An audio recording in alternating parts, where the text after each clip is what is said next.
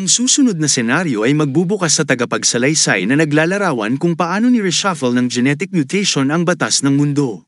Dahil sa reshuffling na yun, kung saan ang ilang individual ay magiging superhuman at tamasahin ang kalakasan ng buhay, ang iba ay makokontrol sa kanilang pagkahilig sa dugo at magiging mga kasuklam-suklam. Mangyayari ang lahat na parang walang saysay ang paglaban, at lahat ng ito ay nakatadhana na nangyari ng ganoon. Sa sitwasyong yun, kung ang isang tao ay inabandona ng mundo, malas ang kanyang palaging kasama. Kukunin nito ang lahat mula sa individual sa pamamagitan ng pag-akay sa kanya sa pagkawasak ng lahat ng mayroon siya. Ang isang batang babae na may disfigure na mukha at nakakalat na buhok ay nagsabi na sa gitna ng kaguluhan, naisip niya kung anong uri ng kapalaran ang ipinataw sa kanya, at kung hindi siya gumawa ng anumang bagay, ang kanyang masamang kapalaran ay hindi hahayaang mawala siya sa kawit. Idinagdag niya na nilabanan niya ang lahat ng mayroon siya at nagkaroon ng pagkakataon na maipanganak muli. Isang batang lalaki sa gitna ng kanyang pagbabagong anyo sa isang halimaw ay naisasalaysay, inilalagay ang lahat sa linya na pinalitan niya ang kanyang kaliwang braso. Pagkatapos ay natagpuan niya ang kanyang sarili na nakasuot ng mahabang pulang gown sa gitna ng mga superhuman. Doon lang siya nagkaroon ng pagkakataon na lumamon at mag-evolve. Doon siya nagpatuloy sa kanyang ebolusyon. Hinarap niya ang mga halimaw ng maramihan. Dito'y nanunumpa siya sa pagwawalang bahala sa lahat ng mga kasawiang sinapit niya mula ngayon, siya na ang magiging manunulat ng kanyang kapalaran. Lumipat ang eksena sa isang magulong senaryo, kung saan makikita ang isang mapaminsalang pagsabog kasama ng napakaraming mukhang halimaw na nilalang na nagtipon sa paligid. Ang langit ay pula sa apoy, at ang mga gusali sa ilalim nito ay giniba. Lumilitaw ang isang halimaw at nagsabi noong isang taon, hindi pa rin siya. Ngunit ngayon siya ay naging Panginoon ng mga halimaw. Kahit saan sa paligid niya, may apoy, usok, nasusunog na mga gusali, at napakaraming halimaw na tumatakbong parang mga insekto. Malakas siyang umungol at sinabing mga 10 taon na ang nakalipas nang magsimulang lumitaw ang mga monster genes sa mga tao. Idinagdag niya na kapag ang mga gene na ito ay nagising sa katawan ng tao, ang tao ay hindi maiiwasang maging isang halimaw. Ipinagpatuloy niya at sinabing kapag nangyari yon, ang utak ng tao ay mapupuno ng walang sawang gutom at makokontrol ng hindi kilalang kamalayan mula sa kaibuturan. Pagkatapos ay ipinahayag niya na kung paano siya nagiging halimaw. Mariin niyang isinara ang kanyang mga kamay, pagkatapos ay sinuntok ang isang matigas na bato at dinudurog ito sa maliliit na piraso. Kumalat sa hangin ang maliliit na piraso ng bato. Pagkatapos ay inaatake niya ang ilang tao. Naghiyawan ang mga tao dahil sa takot. Sinabi niya na walang sino man ang mag-iisip na ang mga naging halimaw ay may natitira sa kanila. Pagkatapos ay tinapak niya ang kanyang paa sa lupa, at isang kislap ng liwanag ang lumabas mula rito. Dinudurog niya ang mga tao na parang mga insekto sa ilalim ng kanyang mga paa. Dumating ang mutated na babae at tumayo sa harap ng halimaw, at hiniling sa kanya na iwan ito sa kanya.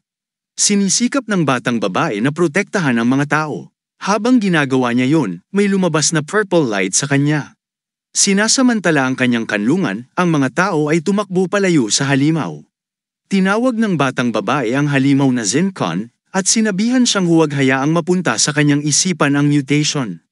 Nang marinig ito, tumigil sandali ang halimaw. Napansin ng dalaga na nagdadalawang isip ang halimaw na gawin ang mga ganitong bagay. Tumayo ang halimaw at tinitigan ang dalaga. Sinabi ng batang babae na ang isang halimaw na nawala sa kanyang isip ay hindi kumikilos ng ganito. Sa isang kislap ng pag-asa sa kanyang mga mata, tinitingnan ng dalaga ang halimaw at nag-iisip kung may pagkakataon pa ba itong muling ipanganak. Nagalit ang Zincon at sinabing ang tandang babae ay ayaw sumuko sa kanya, kahit na naging ganito siya. Nang itim siya dahil sa galit, umuungal at idinamay ang kamay na parang suntok sa dalaga. Nang malapit nang tumama ang suntok nito sa ulo ng dalaga, huminto ito at nag-isip kahit na naging halimaw na ito, pilit pa rin itong Gen-isang ang isip bilang tao. Hinawakan ng dalaga ang kamay niya at sinabing mabuti ito. Hinawakan niya ang kamay niya at masayang sinabi sa wakas, bumalik na siya. Hinawakan ni Zincon ang kanyang sinuntok na kamay gamit ang kanyang kabilang kamay sa kanyang pagtatangka na huwag saktan ng babae at sinabing nasa limitasyon na siya sa pagtigil sa pananakit sa dalaga. Lumapit ang 3 halimaw sa dalaga at umuungal. Napapikit si Zincon at hinawakan ang ulo gamit ang 2 kamay. Pinahahalagahan ng batang babae ang kanyang pagtatangka at sinabi na panatilihin ito. Si Zincon ay umungol at sinabing hindi niya makontrol ang sarili niyang halimaw. Nakatingin sa kanya ang dalaga na may luha sa mga mata.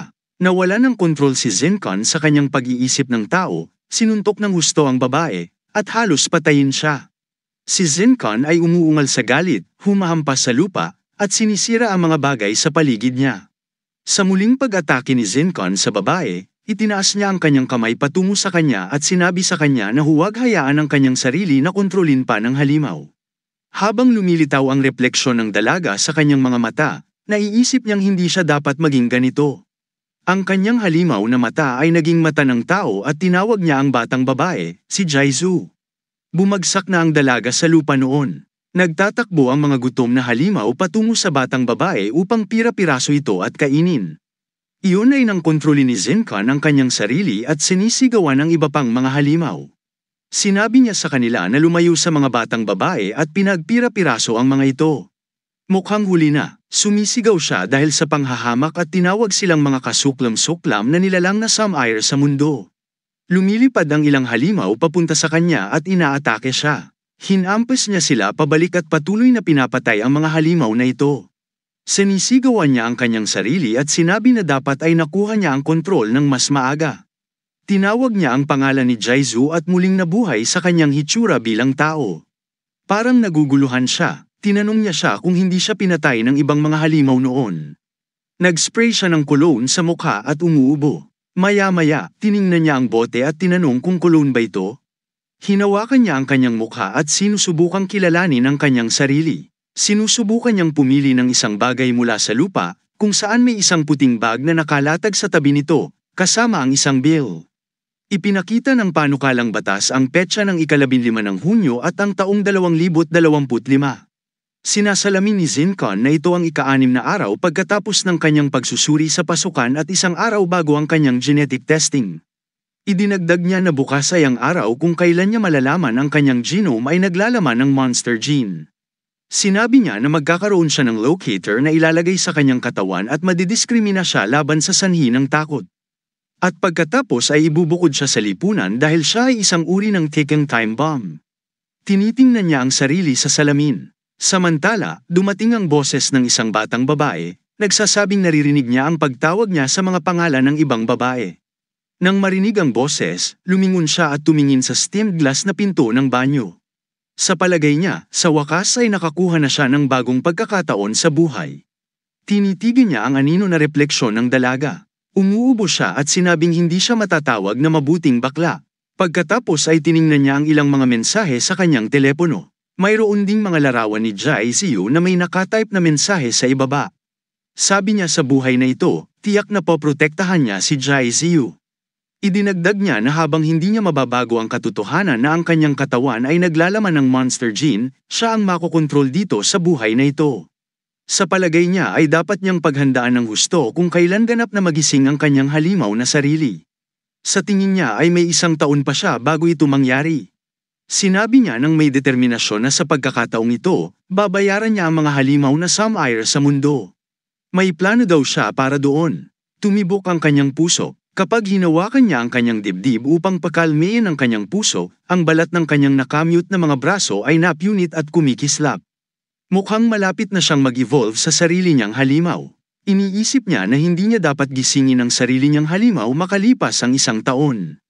Ang pangunahing dahilan ng mutation ay kapag ang emosyon ng isang tao ay lumampas sa isang tiyak na threshold.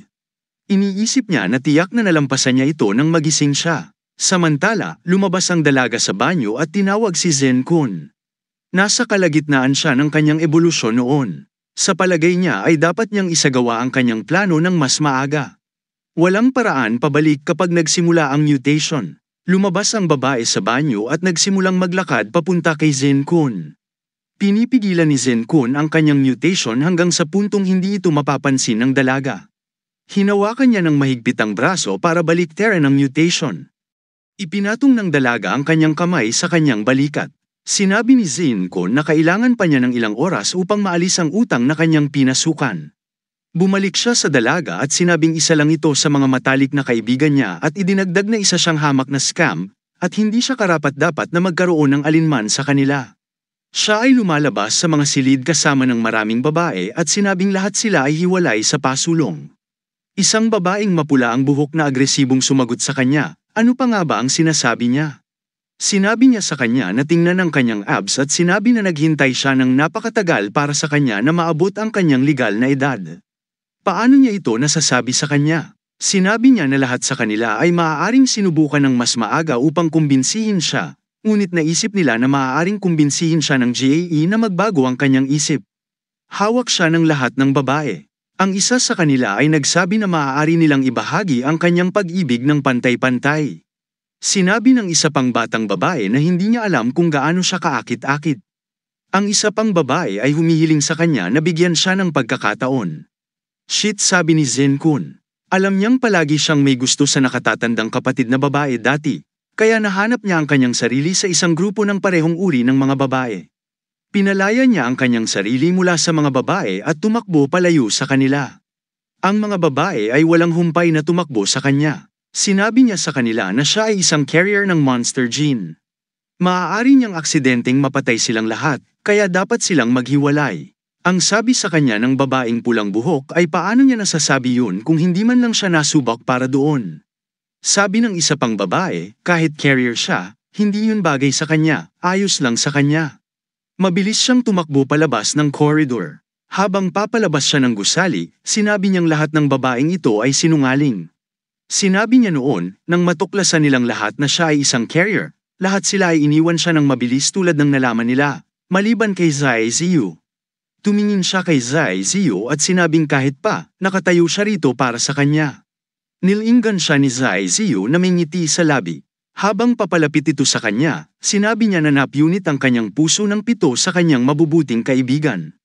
Nag-alok siya sa kanya ng isang bagay at sinabing dinala niya sa kanya si Nayon at Bai Yao, at sinabi sa kanya na tingnan kung mapapagaling nito ang kanyang pagiging palaboy. Hinawakan niya ang mukha nito ng may pagmamahal at sinabing hindi na niya ito hahayaang maghintay pa, at hindi na niya hahayaang magsisi sa pagkakataong ito.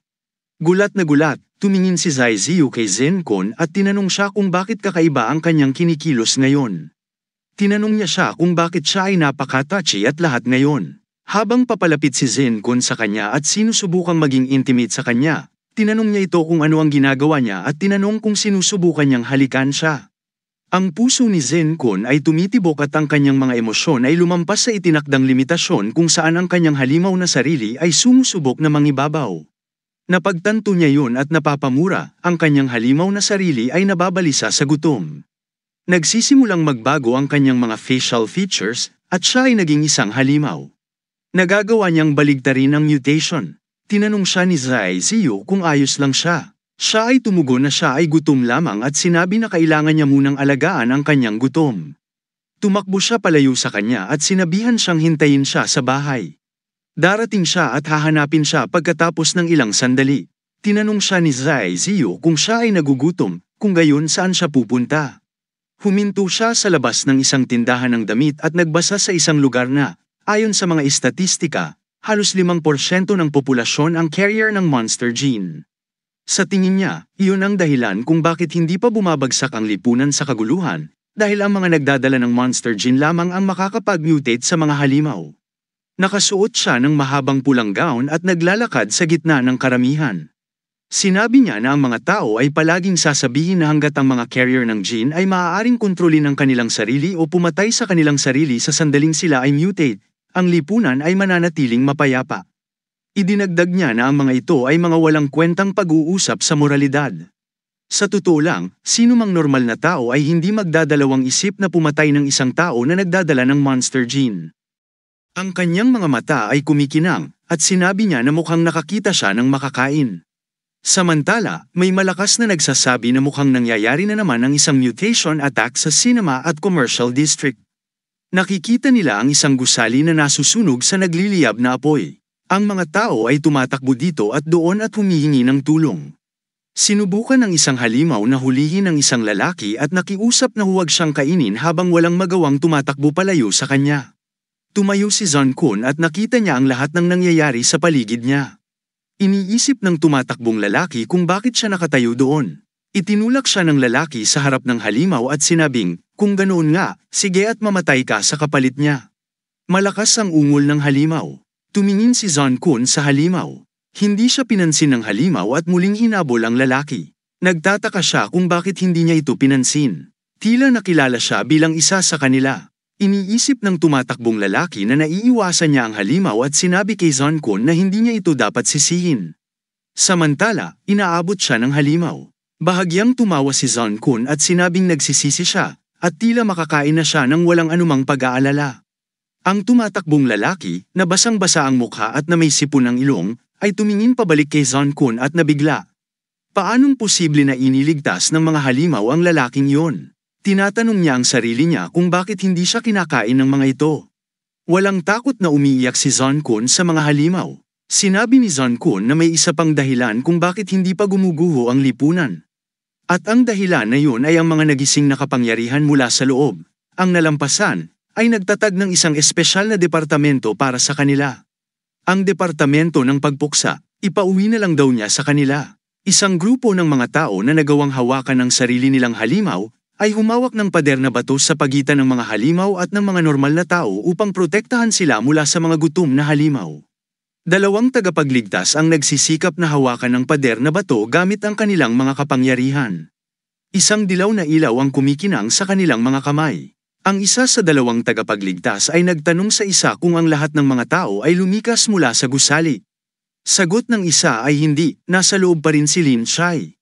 Nang makita ang antas ng pagkawasak, sinabi ng isa sa kanila na isang antas dalawa na halimaw ang ipinanganak.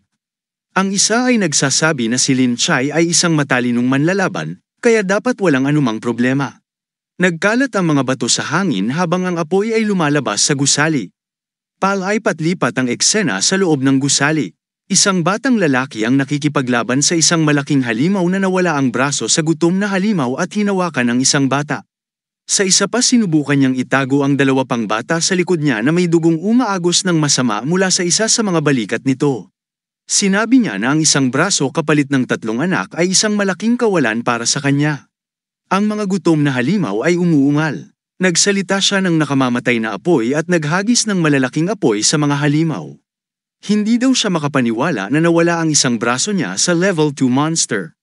Ang kanyang reputasyon bilang isang magaling na mandirigma ay nakataya. Samantala, lumapit si Zenken doon at sinuntok ang halimaw sa leeg. Tumingin si Lin Chai kay Zenken at iniisip kung sino siya, na mukhang mas bongga pa sa kanya. Iniisip ni Lin Chai na natalo na niya ang level 2 monster gamit ang kanyang hubad na kamao. Sa tingin niya, saan ba nanggaling ang rogue transcender na ito? Ano ang kanyang kapangyarihan? Paano siya naging ganito kalakas? Sinuntok muli ni Zenken ang halimaw, tumingin pabalik kay Lin Chai, at sinabing mukhang paglilinis ng lugar na ito. Sumagot si Lin Chai na hindi niya dapat pababayaan ang kanyang pagbabantay dahil ang ranggo 2 na halimaw ay hindi madaling mapatay. Humingi siya ng tulong sa kanya para ligtas na mailabas ang mga bata sa gusali. Sinabi ni Lin Chai na maaari niyang ipauwi ang natitira sa kanya, at pamamahalaan niya ang mga ito ng mag-isa. Nag-hi si Zenken sa kanya at ngumiti. Gayunpaman, mukhang nag-aalala si Lin Chai dahil sa isang bagay. Samantala, inatake niya si Lin Chai at nahulog siya. Sinabi niya na hindi magandang panuorin ang iba na kumakain. Ang halimaw ay umuungal at sinabi kung gaano kalakas ng loob ng isang mababang uri ng hamak na tulad niya na maglakas loob na nakawin ang kanyang biktima. Sumagot si Zenken sa halimaw na mali ang ginawa niyang bahagi. Sinabi niya na siya ang biktima dito, at naghagis siya ng bola ng apoy papunta sa halimaw.